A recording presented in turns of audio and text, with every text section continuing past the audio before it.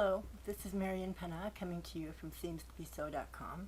It's been quite a while since I brought you a new video tutorial, and I thought I would do it this year with a new layout option.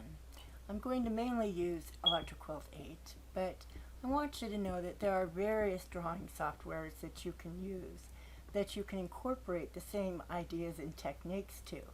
What you may not do is be able to change fabrics or add fabric or that kind of thing. But if you're creative, you can add colors and such from the drawing programs to help enhance you and let you see the layout in a way that almost meets what you're hoping to get with your quilt. So today I'm just going to show you a brief overview in Electric Quilt 8. I'm going to try to keep it brief anyway. And I'm going to say that 4 years ago I created basically the same tutorial using the custom layout, or not the custom, the horizontal split layout in Electric Quilt 7. Today I'm going to use the custom layout because over the years I've learned to use Electric Quilt a little bit better, and I have found I like some things over other things better. Now I still like the horizontal split and the horizontal vertical for layout options, but I prefer the custom layout when I'm working with something like blocks that have various sizes.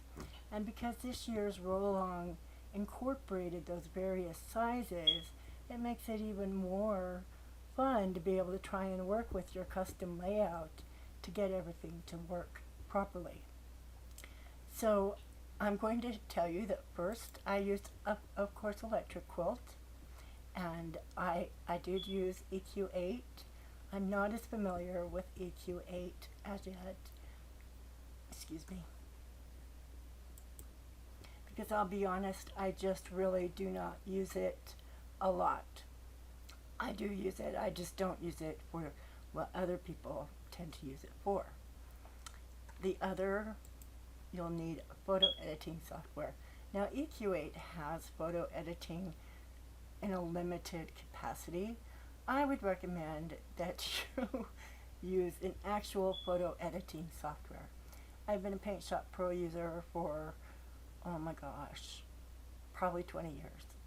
At least. I can't even imagine not having that software installed on my computer, and I had the original version when it wasn't owned by CorelDRAW, so that's how long I have used Paint Shop Pro. And I haven't updated every single year like they do every year, but I do have up to, I'm only about 2 years behind right now, so there just aren't that many differences, and I don't do a lot of graphic type work. I do my basics that I need for artwork, and really Paint does the same thing. Windows Paint. The only thing Paint doesn't do is one of the things that I do use a lot of, so I'm going to show you that next. The other thing you might like to have handy is a calculator. Now you're going to say to me, you're using EQ8. Why do you need a calculator? Well, I'm going to show you why I will need one. Let's go to EQ. It doesn't matter which version of EQ you are using, whether it's 7 or 8, maybe 4 or 5. I don't know 4 through 6 because I didn't use them. And I didn't use any earlier versions either. I only learned EQ when it became version 7. But the reason why a calculator is so handy to have is because EQ doesn't have any measuring lines coming up here or here. No rulers whatsoever. I've never been able to find a setting anyway that allowed us to see a ruler to tell us what these sizes are here. The only way you really know your sizes if you don't have a calculator is by clicking a block, okay, and you see the width and you see your height. These are your width and your height angles. Your X and Y axes are where the block is placed here in this corner, and that's where it starts. If I come over to here in the sashing, you can see it comes to the 20.5, and that's where it's at when it's ending. Let's see, I can't remember. Yeah, when it's over in this corner right here. It shows the 20.5. But it doesn't tell me what the size from this size to here is. I have no clue. I don't have a ruler up here to tell me either. So this is where I use my calculator. I get out my calculator and I do the sizes. I go, I usually have it out on my desktop, so where it won't get behind the software, but because of the video and having to click inside and out, it's going to go behind, so I apologize for that. But I'm going to take it, I'm going to do 2.5 because that's the width I'm looking at. And I press the plus button, then I know that this is supposed to be a 12-inch wide square. Okay, or I'm sorry, 18-inch wide. And so next I'm going to add the 18. Oops, 18 point plus. I'm using the numbers pad on my keyboard. And that tells me that this sashing and this block are 20.5 inches wide currently. Then this one is 2.5. So I'm going to add another 2.5, which is really 2.5, 2.5 inches. And I know this block is 30 inches. See, you can tell the sizes by looking over here. So 30 inches. Now I know that I am 53 inches wide. So I know this one is 1 inch, but you can also look over here. It's easy to forget when you're doing this. So, you know, this is fresh in my mind because I've just created the quilt. But, you know, as I go along, there are going to be sizings I don't remember either. But this is 54 inches wide. And as you can see over here on the layout tab, that's the width I made this quilt, was 54 inches. And the 68 will also measure the same way down, and you do the same process. You just take, and I do this because I don't have an accurate way to know I've got these all lined up properly. If they're not lined up properly, then you'll know because you'll have a little white space hanging about up here. You know, and you'll especially see it when all of your colors are in and such. And so it's really good to measure so that you can see. And you want to look close to make sure you've got everything butted up right next to each other. Another good way to tell is because of the axis. It will change these also. It'll show that this is starting at the 2.750 line in your grid. And you know you need that to be at 2.5 because of the width of your sashing here. So those are ways to tell and get everything so it's lined up properly. And that's going to help you, especially if you're working with real blocks. Today I'm working with photos from the rows in the row along because I don't really need a fabric chart. If I needed a fabric chart, then I would base it more on what I needed really for sashing and such. And I would instead add blank squares to these sizes so that I could just write the size I need here, because your fabric requirements should already be in your patterns. So you shouldn't have to worry about that part. What you would really need is a fabric amount for your sashings, your border, backgrounds, and that kind of thing. So that's where all that comes in handy, and you can make a chart for those things. But you can't really make a chart for the patterns themselves. So that's why I'm working today with photos. And so I'm going to show you the whole process. You're going to get to see how to add photos to Electric Quilt so that you can work with them in a quilt layout. I'm going to show you how to edit those photos, and we're going to go from there. So, and like I said, I'm going to try to really keep this quick. My last video 4 years ago was 39 minutes, so I'm going to try to do it all in less time. I will be right back. So let's get started. First, we want to arrange all our pictures. We want them to be in a good position. Like I took this image from Beth at Words and Stitches, and cleaned it up so that it's nice and straight. I'm going to show you how to do that. This is where I use my editing software, and you need software that will allow you to change the perspective of the image. Now I can take mine and just drag the image in, and it will open up the image. And as you can see, the last time I used this, I used the crop tool. But I want to change to the perspective tool, and yes, there are some options, but I'm just using the default to do this. So I just click on this, on the little icon, and I want to move this sort of to the point where, so that I can just kind of straighten it up a little bit. Okay? Then I'm going to click the little apply, the check mark, and you see what it does? It straightens that up so nice and clean, so that it brings the forefront of the quilt right in front of my eyes. I love that, and I use this tool a lot just because I take a lot of pictures on the floor of my house or on the bed or something where the project is laying flat, and so then I take and I bring the perspective in so that I can straighten it up and put it on my blog so it looks a little bit better. And then I just come over here to the crop, and you can crop in almost any image editing software. I mean, I do not know of a single software that does not allow you to crop. It's just such a common thing.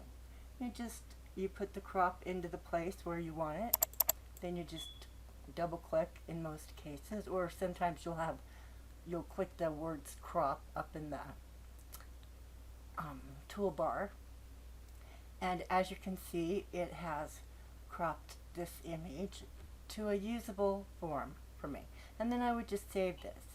I'm not going to save it because I've already got what I need. But I'm going to show you another one now where, let's see here. This is my Explorer software. I use a program called Directory Opus. It's kind of expensive, but it's an amazing file manager, and I have used it for years. But like I say, it's expensive, and to me it's expensive for a file manager anyway, but it does everything I need in a file manager, and I don't open Windows without opening my file manager, so that's how much I use my file manager. So the next one, we have Carol Swift's cute row here with the 5 monkeys. And as you can see, it's got all this outside appearance. Now this is just a simple crop, and that's what we're going to do with this. But the reason why I brought it into Paint Shop Pro is because I already had it open. I don't see the point in closing Paint Shop Pro just to edit in Paint. So that's the other thing. I'm just going to go back here to my crop tool. I'm going to bring this up over here, and then I'm just going to bring this down here. And Paint Shop Pro has other cropping options. I always have it on freeform because I like being able to put it where I want it. I don't like the software to choose for me. So I'm just going to double click it now, and it's ready to go, and I'm going to save it. And because this is already saved, I do not need to do it again. So this software is ready to close. I've got all my images done, and there's no need. It's going to pop up a window to try to sell me something, so I'm going to close that when it opens. And I'm back in, as you can see, EQ. But I don't need EQ just quite yet. Now, what I did here is, let me see, I'm going to go over here to a different folder where I kept all the PDFs and the original images. And I wanted to show you that I added the size on the file name, because when you import an image into Electric Quilt, it takes the name of the image and it makes it the title of your document. It automatically adds it. So that makes it really nice because you don't have to fill that in. I wish it did that on everything, but it doesn't. But the way I find this out is I either read the web page of the post where the row was, or I go to the PDF and I look for it. And I'm just going to show you Amy's at So Incredibly Crazy here, because she's made it really easy for us to find what the row size was. And in Dopus, I have the ability to either look at I like it on the bottom, but some people I know like two sides. I'm sorry, let me get this on. I never use the double side, so nope, that's not it. Maybe it's there. So I could do it over here also. I could make this so that I can see the PDF or the images however I wanted to do it. And for hers is just right in here where I can see the size of what the row should finish at. She has 10 and that's what the seam allowance is. We know that the row is going to be 10 by 30. So if I use her row, I want to make sure that I have that correct on the image. And I added the 1/2 inch by mistake. So I'll just fix that and it's renamed. And so now I know the size. So that when I get into Electric Quilt and the images are imported, I can simply look in my sketchbook to find out the name. So now I'm ready to bring everything into Sketchbook. But first, let's go ahead and set up our layout. I know I'm going to use a custom layout. In Electric Quilt 8, when you create a new quilt, you start out by choosing a layout that you want to try. And so I'm going to scroll over here, whereas before you used to do this in a menu. You can still do it in a menu by going to Quilt, New Quilt, and choose your menu line that you want, or you can scroll along the top toolbar to see. I want custom size. I'm going to save this to the sketchbook real fast because I don't want to lose what I already worked on. And now I have the custom layout. Nothing here, absolutely nothing whatsoever. So I'm next ready to go to a layout, and I'm ready to tell it a size. Now this is where it will help you to kind of know about the size of quilt you want to make, because you have the option to add filler areas with a different size blocks. You have a general idea of the size you want to make, and by default my Electric Quilt chooses to make it 48 by 48, but I definitely don't want a quilt that small. I like big quilts. When I make a quilt, I use Quilt As You Go, so I like to go as big as I possibly can because I just like big quilts. I like them to hang over the side of the bed, you know, and I have a king size bed, so I need a big quilt. And so with this one, I just chose to make like a lap type quilt. And so for me, that's going to be 54 by 68. Now this is a kind of an oddball number, but I did that on purpose.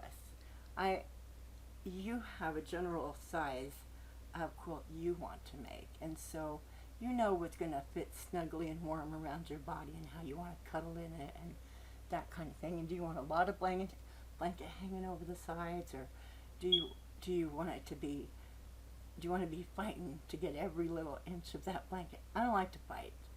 I like to give my blanket plenty of space to keep me nice and warm and cuddly, soft, and all those good things a quilt does for you. So I give myself plenty of room. And plus, maybe I have someone sitting next to me I want to share my blanket with. I want that blanket plenty large. So, you know, I have a husband who's over 6 feet tall, so I want that to be big enough that it'll fit on his feet too. Well, we are total opposites where that goes. He's cold, I'm hot, he's cold. You know, and we fight over that one all the time. So he probably wouldn't use a blanket. But either way, you know, keep that in mind for those romantic times you want to snuggle under the quilt. The next one, normally you would go to borders, but I'm not real interested in getting into how big I want my border as yet. So I'm just going to leave the little border that I have in place. I might make it a little bit larger, but I'm fine with it being the 1 inch. If I were going to change it, I would do it here. Each side, each top and bottom gets a different change. You know, so for those times that you want a top and bottom that's 1 inch wide and sides that are 3 inches wide, why, I have no idea. But, you know, I guess there are times where you would have odd size borders. I just can't think of a time I would want an odd size border. But, you know, you never know. Right now I can't think of a time. I'm probably just too tired. So the next thing is our design tab. This is the beauty of EQ8. In some ways it does make everything much easier to get to. But for me, it's the extra clicks. I'm not used to the extra clicks. And I'm always having to look for everything. And, you know, and once you get to your tab, you then use these because while they're available here, they're not necessarily easy to find unless you know where to look. In EQ7, we had the little toolbars on the sides, and you would, if all your icons didn't show, you had a little hidden window you could pop up. That's no longer here. Everything is up here, and you just scroll to find it. Now we're mainly going to be working with photo tools, block tools, and fabric tools. We need our photo tools to bring in our fabrics and choose our fabric and that kind of thing. And the photo tools will also help us erase and adjust the size of the blocks. As I noted earlier, this is your width and your height block. This is where the block is on your quilt. And it's really important to remember those Y and X axis when you're trying to make sure you've got your quilt so there aren't any little white spots hanging about. So let's go ahead and bring in some fabric. Now I've already made my fabric library, but I'm sorry, my photo library, but I'm going to show you how to do it and how to import your own fabrics. And by default, EQ will open up to favorite photos maybe. Okay, I think that's it. So here you can see I have already made mine.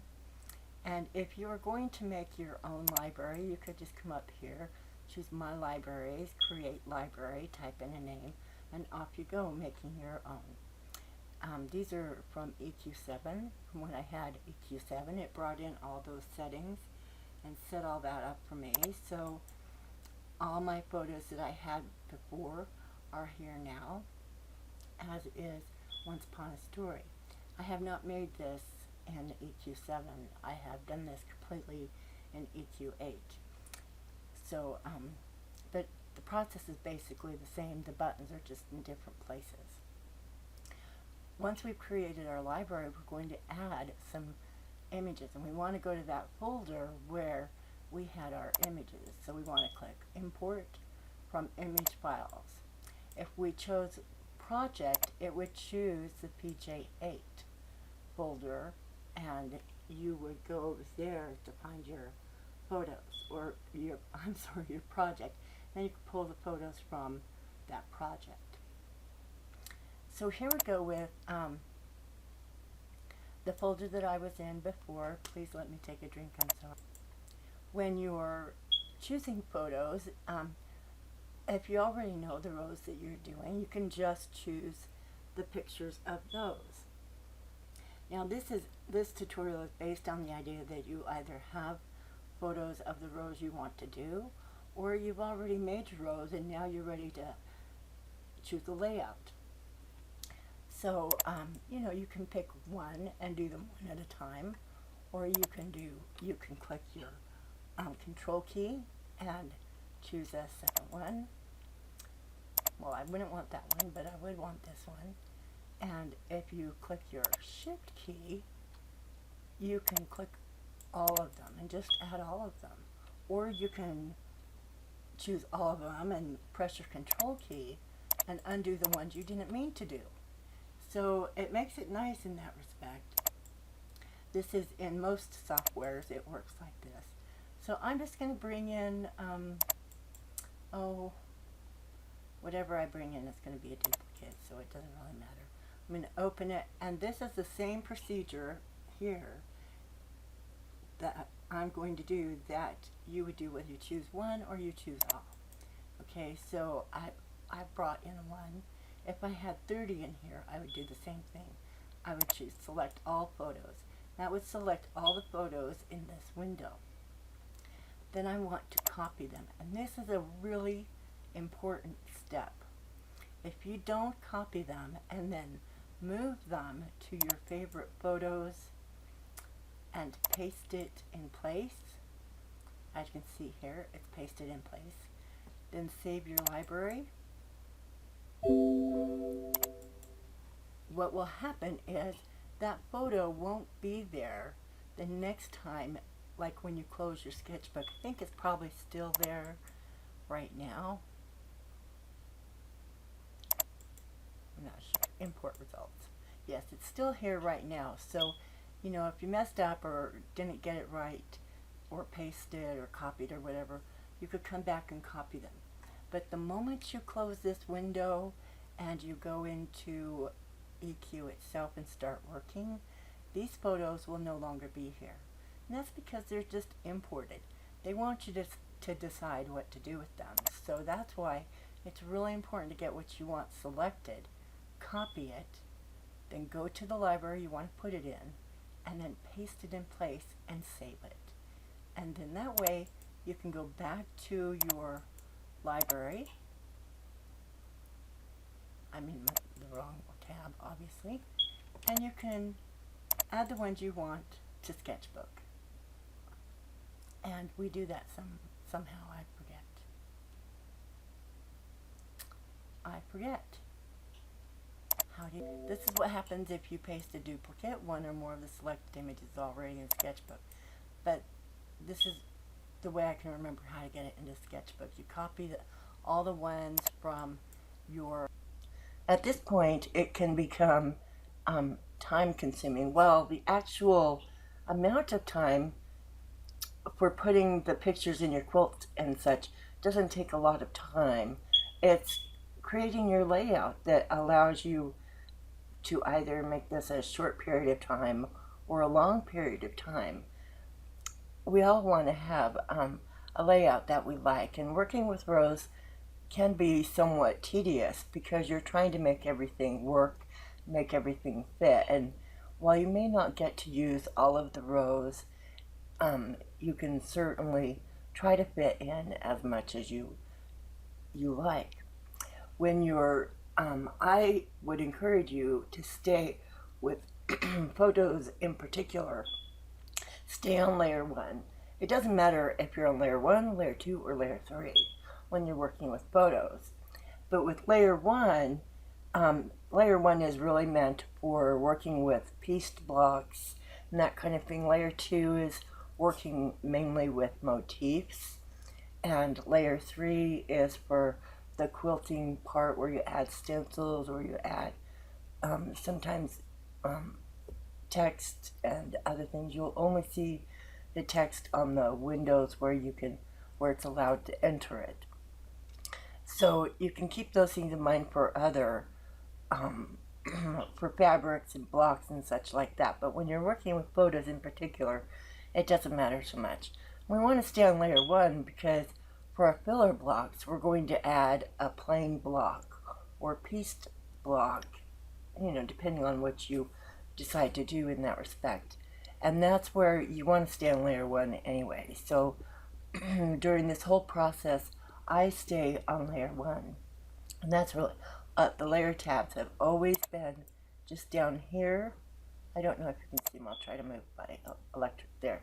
just down here, layer 1, layer 2, and layer 3.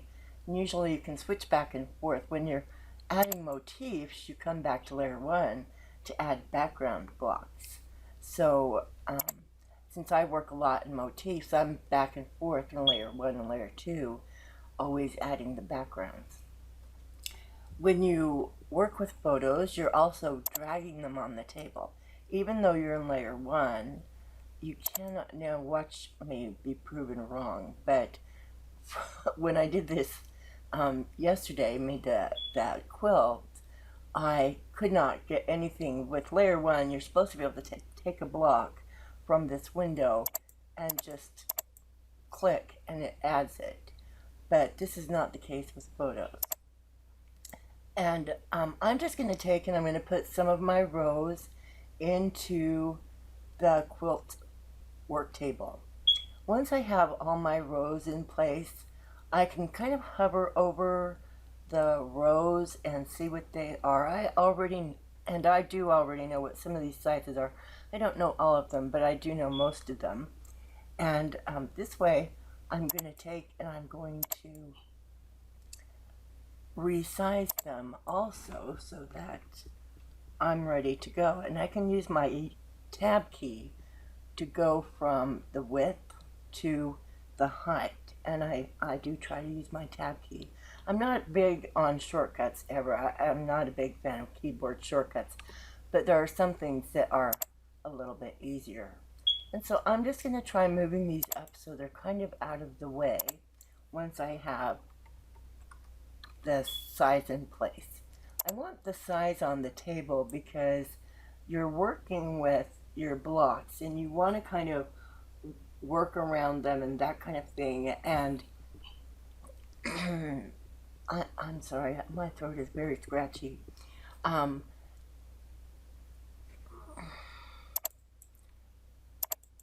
But you just keep adding your rows.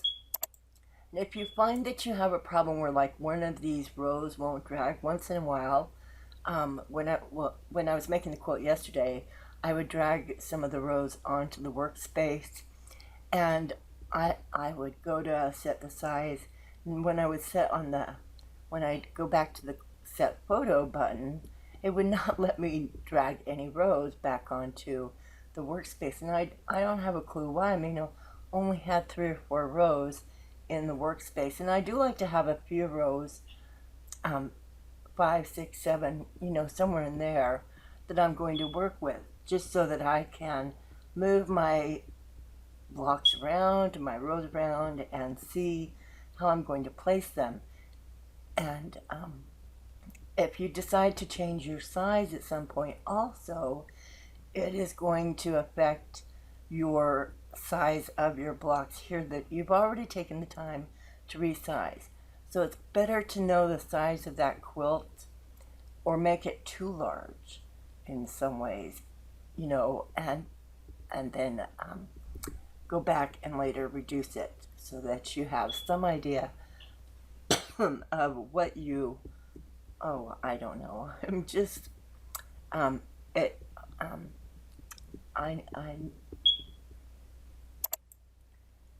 either or. I'm just trying to say, don't resize the quilt unless you need to resize it because you want to add more rows or because you don't have enough room.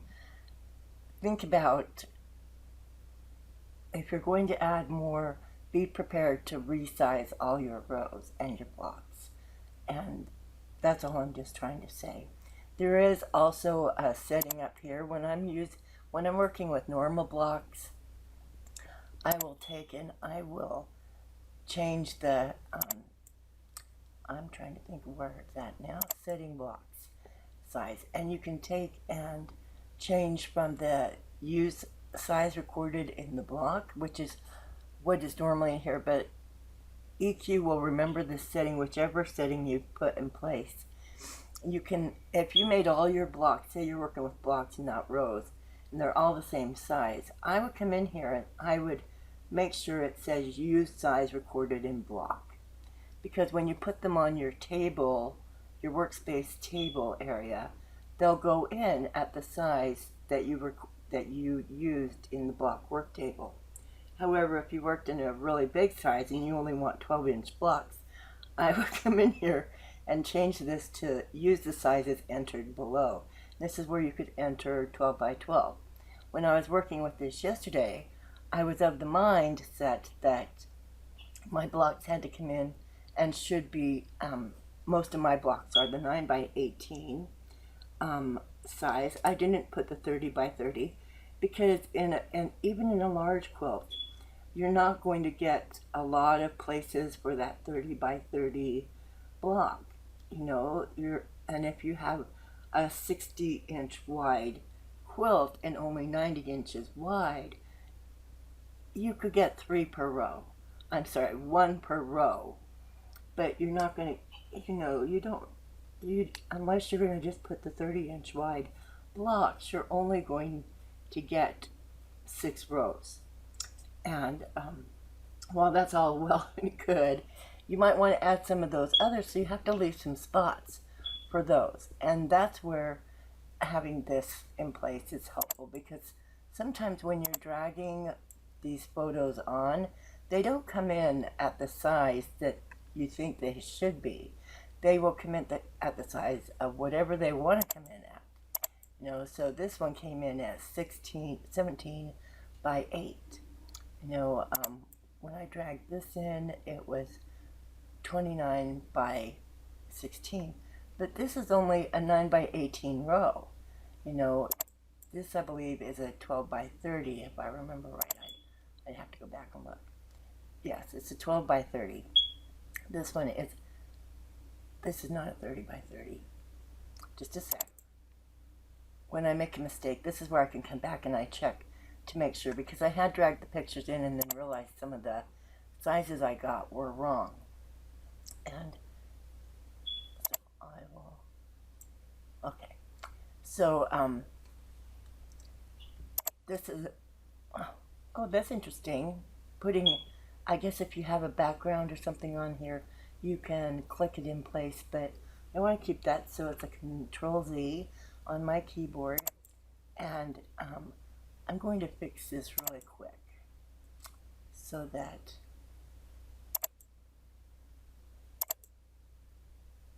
it shows me. Let's see. Oh, photos. I need photos.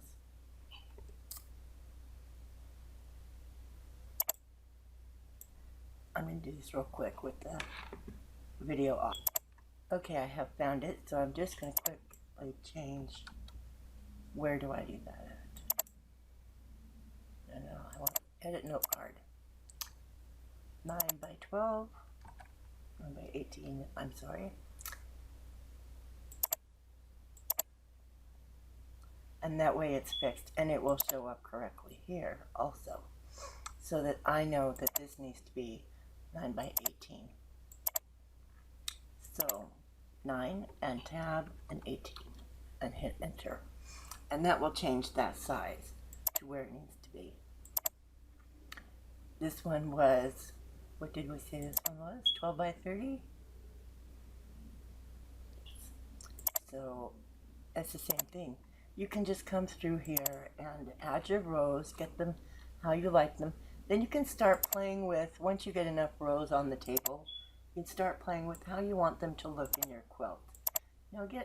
Just kind of move them around and see what you like and go from there. You don't have to worry that you've got it in place and it's all working out right now kind of thing. You can move this up if you want. Then you can come back here and add some more rows and see what you feel. I'm going to go ahead and set some shapes and such in place, and then I will come back. Okay, this quilt takes 10 rows, will allow me to take 10 rows, and I have fit them all in a fun little creative way, trying to incorporate as many rows as I could get in. And I guess if I wanted to get real squeezy, I could probably fit more in, but I don't want to go that route. I do like to have, I'm not the kind of person who wants to butt these up next to each other, because I think that would be too busy and it would take away from what each row does or says to me, or the story of each one. So to me, I want for myself something in between these rows. So I'm going to add sashing to them at this point. But you can do whatever you want. You can create filler blocks like Paula created for her second day on the roll along. She created a bunch of filler blocks. We had filler blocks in the roll along 5 years ago from 3 other designers who participated, and those rows are still available. Or you can just do your own. If you're going to add pieced blocks, you can come up to your libraries, go to your block library, and wait for it to show up. And you can go through here and find simple little blocks. You don't want complicated blocks because you're not going to have any areas where you've got 9 inches. If you have 9 inches of space somewhere, you should put a row in there. You want to have, anywhere from 1 inch wide spaces, and I would not use a block for 1 inch or a 2 inch.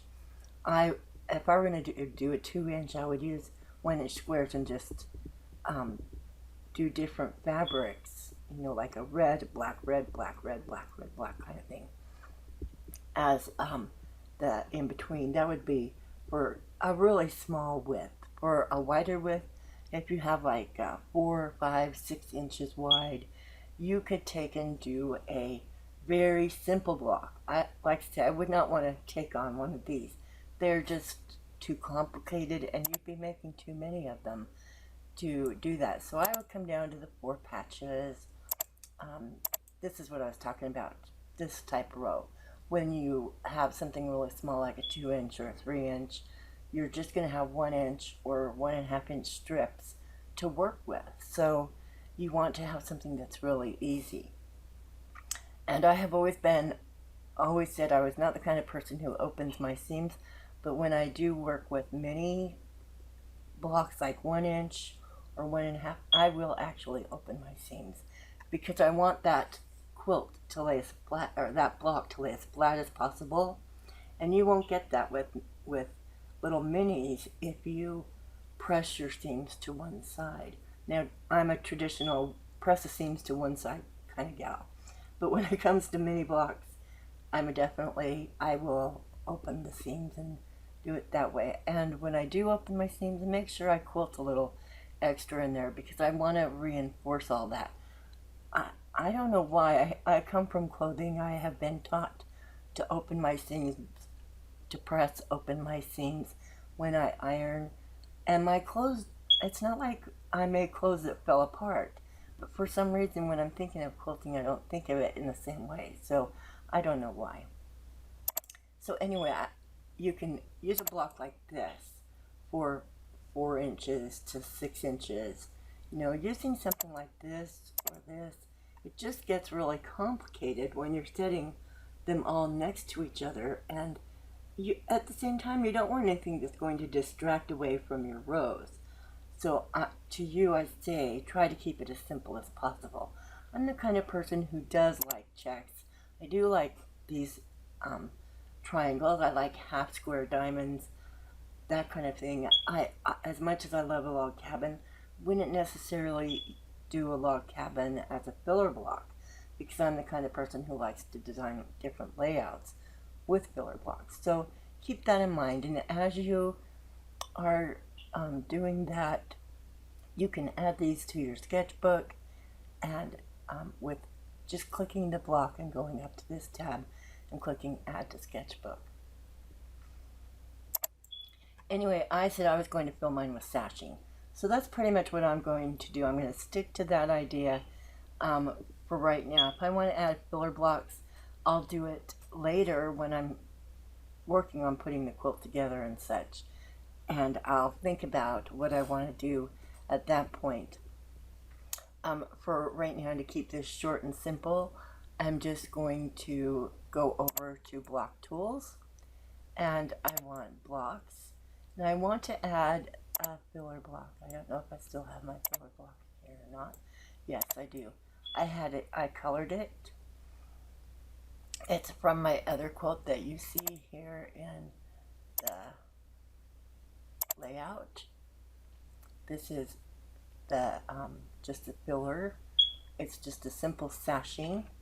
When I do quilt as you go, I like something simple on the outer edge. Don't usually want a pieced block because I find it a little bit more difficult. And if I need a little bit of smudge room, I have it with the sashing, whereas I don't have it with the pieced block, especially if it's got points that you have to take care of. So I really try to keep that in mind when I'm quilting as I go, and I will almost always go for a sashing over a pieced block, but it doesn't mean I wouldn't use a pieced block either. So I have my plain block, but to get your plain block added, you can right click, and down here on the menu is add plain block. We only need one. We don't need a lot of them. You just make one, and you can take and you should be able to just click this in place. It wants me to drag and drop. I don't know why. Maybe it's the type of quilt that I'm working on with the custom layout. I don't know. I didn't really test that out, but you can just sit and add quite a few of these, because you know you've got quite a few spots to fill in, and you are going to have some seams in here. You want to try and make this as good for you as possible. So think about where you want your sashings. It's going to be pretty clear to me that I'm going to kind of move these over here for a minute, and let's just talk about sashing areas. Where did that block go? There it is. Sometimes I will put stuff over on my workspace. I think because my workspace is really limited by the window, it's not allowing me, and it's making them disappear so you can't see them. But normally I have tons of stuff out here in my workspace. The one thing in EQ7, I don't know how it is in EQ8. In EQ7, if you had a lot of stuff outside of the workspace area, it could cause polygon areas errors, and it would make EQ crash. So you want to be aware of that. If you're doing that, make sure you're saving whatever you do, whenever you do something, save it to Sketchbook. Because literally the moment it goes into Sketchbook, it is saved. And the more saves you have, the more likely you are to recover what you were working on. And that's really important when you're doing stuff like this, because there's a lot of time involved. You want to make sure you have a good copy saved as a backup, so that when you do come back, you've got what you were last working on right there, and it's easier to catch up with that than it is to remember everything you had done before. So I'm just going to reiterate backup to Sketchbook often, get in the habit of doing it. Okay, so this is also where your calculator is going to come into play, because I'm not a big fan of putting my background in as yet, and when you do add a plain block, it is just there's no color on it. I'm only using this one because I had it before in the same project file, and so it was already there. But you do want to give it a color, because if you give it a color and it saves to that color, then when you're copying and pasting, because I do cheat like that, I don't know if that's right or not, but it works for me, so I'm happier doing that than dragging back and forth. When you're working with these blocks, you can take and copy, Control C on your keyboard and Control V, and it makes you another copy. Even if you colored here on the work table, when you do a copy paste of the plain block, you're going to have to recolor it with your fabric. So keep that in mind also. You're going to be back and forth on the fabric tools window with that, and that's why you try and get a lot of your plain blocks in place, and then go back and add your fabric. It's just easier and a little faster, and saves you some clicks. So for now, I'm just going to keep that in mind, and I'm going to think about how I want my sashing to fall. This is the first row, and if I were sewing this with Quilt As You Go, I would split this up. The 30 by 30 would be one section of my Quilt As You Go.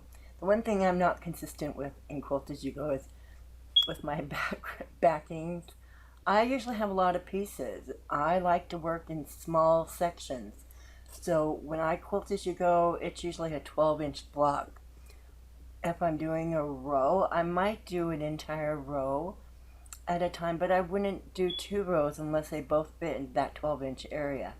I want it to fit whatever my largest block is. So these 2 would be next, and these 2 would go into the same section, and I would do all that in my machine at one time. So here I have a 30 by 30 block. These were, I forget, but they'll tell me here, 30 by 12 and 30 by 12. So here I can add a 30-inch width, and I'm going to use my arrow keys on my keyboard to move these up, because you can't, there's no way you can do it with your mouth. It's just impossible. So I don't know if there's a snap to feature that allows me to snap these to the photo. I know they'll snap to the grid, but your photos are not always going to be right on a grid line. So you might keep that in mind. And what I'm going to do here is I'm going to change this block size to a height of, let's say 2 inches. This is the hardest thing I find most difficult to do when working with the custom layout, is that you have to kind of sometimes guess on the sizes of these, because you don't know what your grid size is. And if there is a way for me to know, I don't know how to find it, so I do apologize. I have tried, but I have had no luck with the grids on the work table. And watch how easy, it's probably some easy setting, but I have never been able to find it. So now I'm going to come up here, and I have to think about, I know this area is going to be a 2 by 30 sash also, but now I have to think about this area in here. How am I going to deal with this? You know, this is pretty wide. Each block actually is around maybe 1¼ inches. I don't know if there's, let me see if there's a way to tell the grid size. Okay, I couldn't find a way to actually change the grid size itself so that I know how many of these are an inch. But I'm going to guess that it's about per square here is 2 inches. It could possibly be 3, but I'm not real sure. And I have never been able to understand the snap settings really well. I mean, I know how they work, but getting them set up properly for me has never been ideal. I just, for some reason, don't get it. And I do try, but I do like the snap to features, but I don't use them very often. Instead, I nudge and I pudge and I fudge. So I'm just going to do this the way I know how to do it and go from there. When I am working this out, I realize that I'm going to need to have a sashing piece here, a sashing piece across here, and a sashing piece that comes down here. So I'm going to have to split the sashing up. As much as I don't want to go that route, it's easier to go that route because you want your seams to all, when you're sewing them together, you want your seams to be straight, and if you're not having to line anything up, and I'm not having to line anything up here, then I want it to all just sew straight and go right into place. And so having a few extra seams is not going to bother me in that respect, because these are sashing and they're just, to me, filler areas to help me make my quilt look prettier. So what I'm going to do here is, with the idea, I'll know soon enough how big the inch is. As you can see here, I have a little space in here, and I kind of want to see if I can just nudge it, if that will work. It's not working, so I'm going to see if I can nudge this down and see how that goes. And we'll see how that works out when I get up here to this spot when I put in this sashing up here. But what I'm going to do here is I'm going to move some of these sashes up here so I can just put them in place real fast, and you can see how this is done, because I'm not going to finish this quilt in its entirety for you. So I'm going to move this up into this spot here because I only want these to be, I want this sashing piece to come all the way across here. So I'm going to make this piece here the size of the height of the row, and it is a 12 by 30 row, so I need this piece to be 12 inches. I don't think I need it to be 12 inches wide. I need it to be 12 inches in height, and I'm going to say 246 3/4. So let's try that, 6.750, and see what happens with it. I'll move it over here into place, and it's too small. So I'll try to nudge it up. I did change the grid snap settings to 1 inch, and that might have been a mistake to try and do that now, but we'll see how that goes. So let's try this with a 7-inch wide, and this is 7 inches wide is where I'd actually probably consider using a pieced block over such a wide piece of sashing. Now at the same time, I could use text that maybe gives me an idea of which nursery rhyme or fairy tale this row is. And I could put that in there as my quilting, and that way I can justify the using of the plain block easier. And 7 inches is not enough. It still needs to go to something more. And I'm taking this up in increments at 1/4 inch because I want to get it right. So 7 1/4 inches looks just about like it's correct, and that's where I'm going to put it. So let's see what happens when I nudge over here twice, and I come over here. I want this to be 37 1/4. Yeah, 37 1/4 inches long. So this is going to run 37.25 inches, and that makes it stretch all the way over. So do you see how that's happening, how it's coming together really nicely?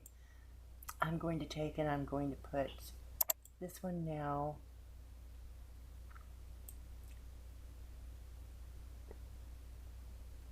at, I'm going to say the grid is probably 3 inches apart. I'm at least going to try that. So 3.500.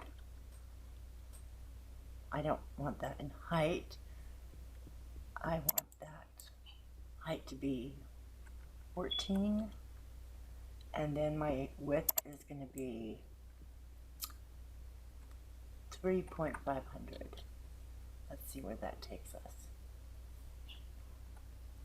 When you're working with photos too, if you have a block where you weren't able to get, this block, when I saved this picture to my hard drive, because I took it off their post, this is the picture as it is. I don't think I cropped this picture, although I don't remember now. You're going to have these leftover edges, and it can get a little confusing because of this little white edge here. To me, this is straight. And that's the thing you have to keep in mind, is that the block itself is straight. It's 30 by 30, so you have to keep that in mind when you're working with it. If I could color that in, I would. And I could, if I wanted to get crazy like that, in my editing software, but I don't want to get crazy like that. So I'm just going to count on the fact that I can move this down, and what I also can remember is the axis.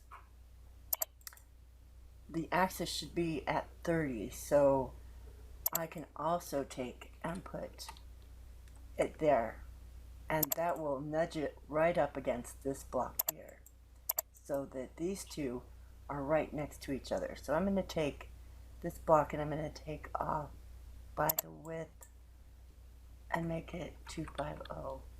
Let's see. That doesn't do anything for me. So 3 inches. Not doing anything for me.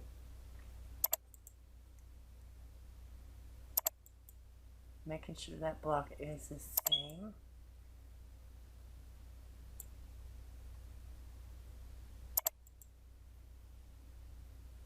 And I don't know why I'm not getting that to work really well. 2.750. Okay, I think that's good. And I want to line that up with that row there. This is just not quite enough, so we want this height to be 14.250 maybe. Nope, 14 by 500. And like I said, this is why it takes longer, because you're sitting here, you're working with these sizes, you're nudging them all into place and getting them to work. And the reason why you do not want to have a little space like this is because it can affect that strip you cut. You know, when you have these all in place and you're ready to go, you're going to go over your print window, and this is the only way you're going to get these sizes, unless you write them down and specifically state where they are in the quilt, and that's a consideration. But when you come over here to the print tab, let's have rotary. Please click on a block. There you go again. You're still stuck with that one block. So you're going to come here, you're going to use the size from the quilt. I want to round it off to 1/8 of an inch. And there I go. I have my block here in place. So this will tell me the size of strip I need to cut for only this one piece. So that's why you might want to take a piece of paper and kind of draw all this in and then write down the sizes so you can easily just have them all handy. It would be nice if Electric Quilt did this with more than just one block at a time, but it doesn't on the quilt layout. And you know, I can't tell you why it does or doesn't. It's been like that for as long as I've used EQ. So I want to go back. Oh, I don't want to go to print. I guess you could try this option also, showing fabrics. This is just a print of the quilt, you know, so this isn't going to do much for you unless you want to print this out and then make your grid from that. You could do that as well. But you have to have everything in place, and then you have to go back and get the size of everything. But let's go back to our design window. And I just want to finish this little bit, and then I'm going to end this lesson. So that's why it's really important to play with these sizes and watch the axis, because the axis is going to help you keep them lined up next to this block. And so it really helps you because the axis works based on this side of your block. It's not over down here, it's over here. And so this is why, another reason for the calculator, if you're working on this block over here and you need to nudge it up next to it, you want to know what this side edge is. So you're going to have to take and add 30 inches to the 32.750. And so when you come over here, you add the 30 inches, that's where you get the 62.750. And I'm only going to get that because I've clicked this. But if I click on this one, it takes me back to the old, this side. So you have to remember that about the X and the Y. They only work from the left side, and I believe from the top on the Y. I don't believe it works on the bottom. So as you can see, it says 3 inches. So from this top edge here, before the border, to where this block falls, it's 3 inches. That's interesting to keep in mind, because that can help you determine also that 1.5 of these squares is 3 inches. So it must be 1.5 per square as far as the grid goes. So that's a good thing also to keep in mind that you want to know. And like I say, if you need your calculator, you could have taken the 30-inch row and added 30 plus the size here that you have, so that you can know the, or I'm sorry, 30-inch row plus the x-axis number, which is 32.750, and it's 62.750. So when I come over here, you can see my number is 62.750, which it should be. So when I come up here, I'm now going to know the length I need to make the sashing block, or the width, yes. The length is also a good number. So when I take and when I bring this one up here, I'm going to line up next to, so I get my axis at 0. That's where I want it to be. I want it to be on the 30 also, because that's the left side of, that's the right side of this block. I know it's a 30-inch block, so for me, I know that that right side axis is 30 inches, and so I'm going to change this to 62.750, and I'm going to give this a factor of 3 and see how that works. And there we go. There's no nudging needed. Let's see how that works. If I move one down, it makes a space, and that's how I know that's correct. So now I have a little nudge over here. It looks like, oh, I've made this way too long. I obviously did something wrong. So let's see. Where's my calculator? Okay.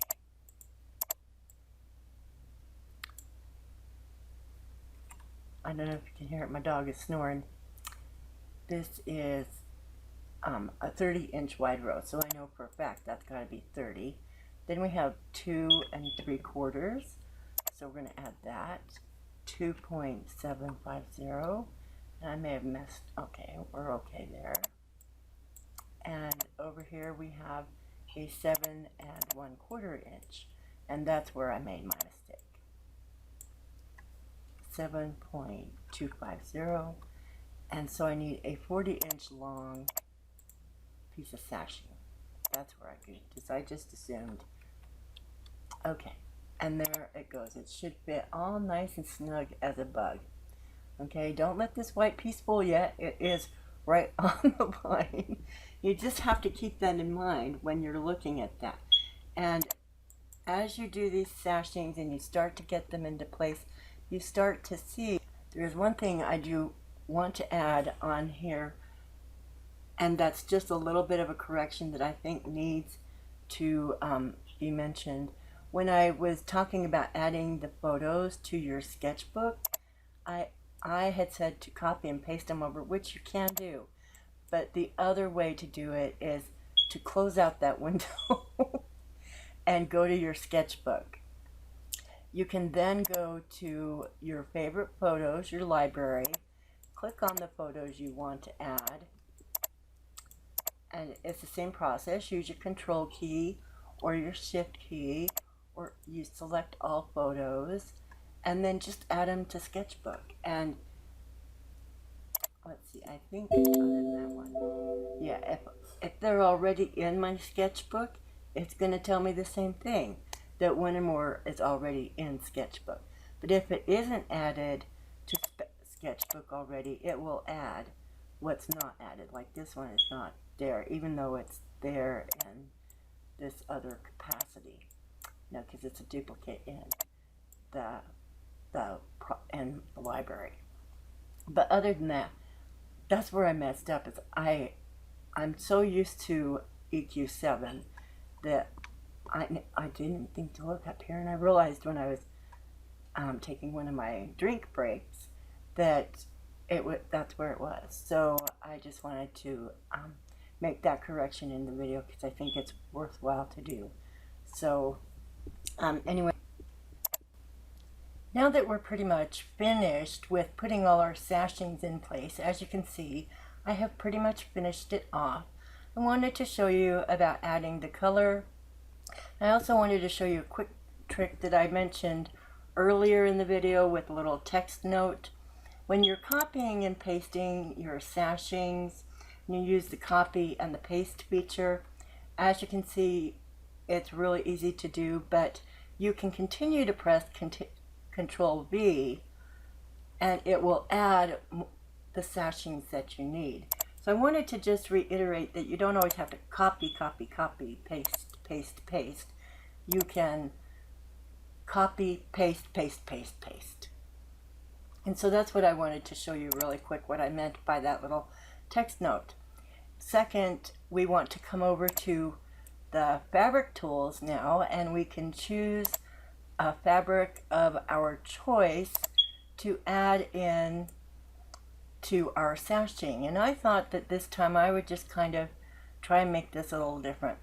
What I really like about this screen now is that the fabrics are you can see this also in EQ7.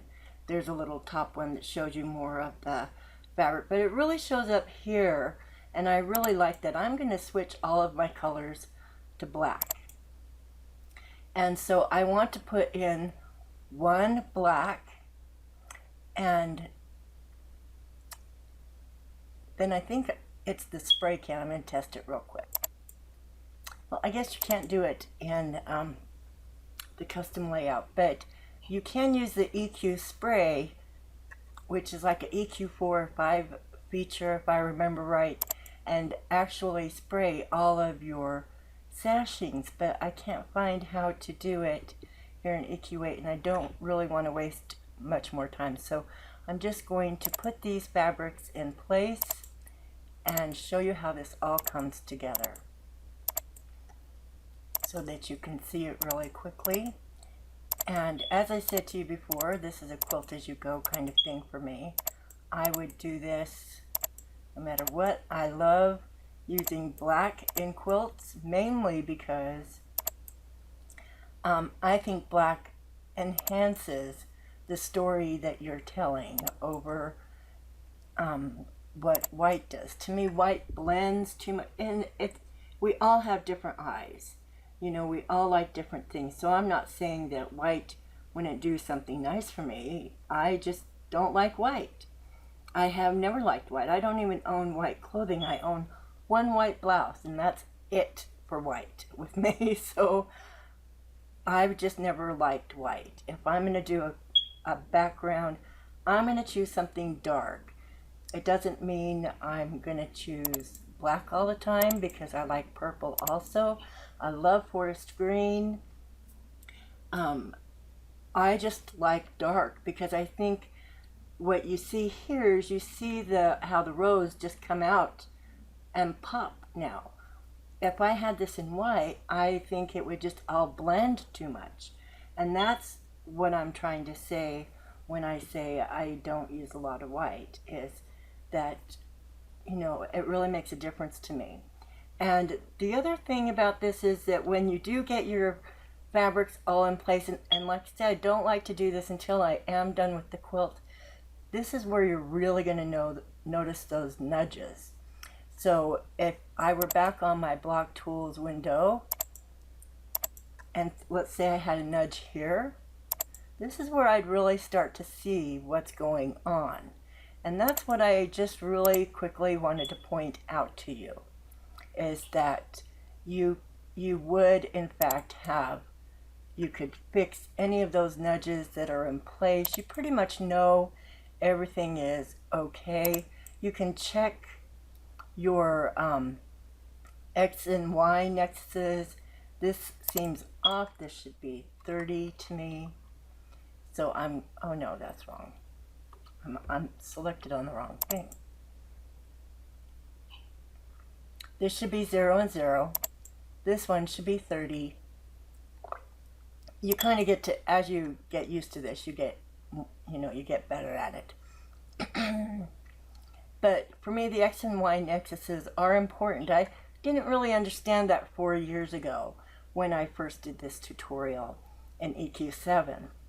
I barely knew what they were, and I didn't realize how much they can play into the placement of your quilt. So while they're kind of confusing to understand, I hope that I explained that well enough earlier in the video so that you get a good idea. You know that the x-axis works off the left side of your object, and the y works off of the top of your object. And another little tip, when you're trying to determine a row here, if you know the width or the height of your object, or the width, it doesn't matter, it can work on the side also, and you know the access point of the other one, this one happens to be 18, you can take the 18 and minus it off of your top and bottom here to get the row width. Me, I just sit and play with the numbers. I fudge with them because to me it's just as fast. But like I say, my calculator does get a lot of use when I'm making a quilt layout like this. And I love to play with layouts. I think they're fun. I think they're engaging. And when I just want to play, sometimes that's all I do, is I sit and play with layouts. And I hope you've enjoyed this video. I know it was much longer than I intended for it to be. But at this point, you can take your pieces, you can cut up your sashings, put them on your design wall, and then start sewing, and you are ready to go.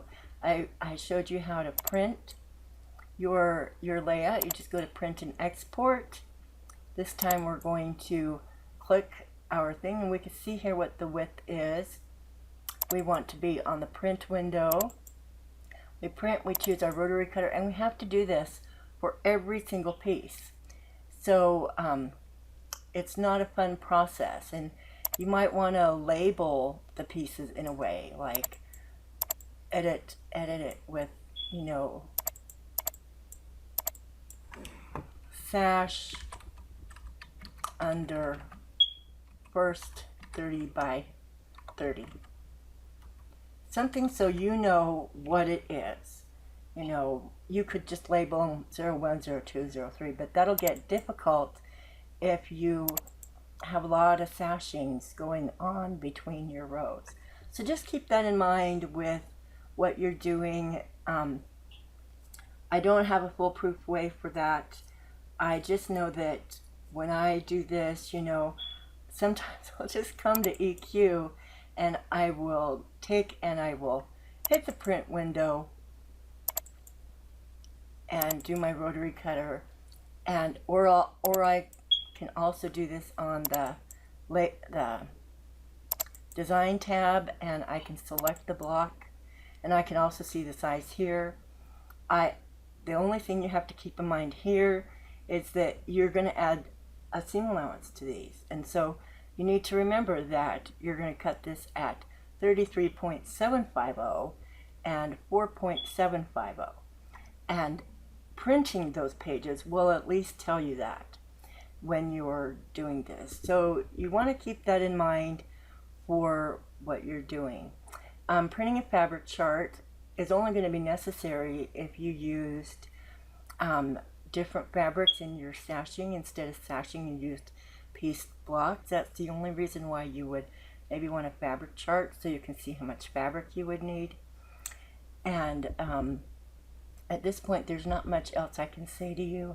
I hope you enjoyed the video. I am sorry for the length of the time. I'm not as EQ8 proficient as I should be by now, but I just have to deal with it.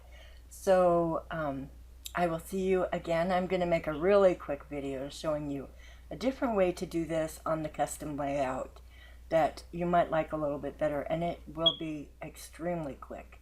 So I'll post that in a few days, and I will see you again soon. Bye bye for now.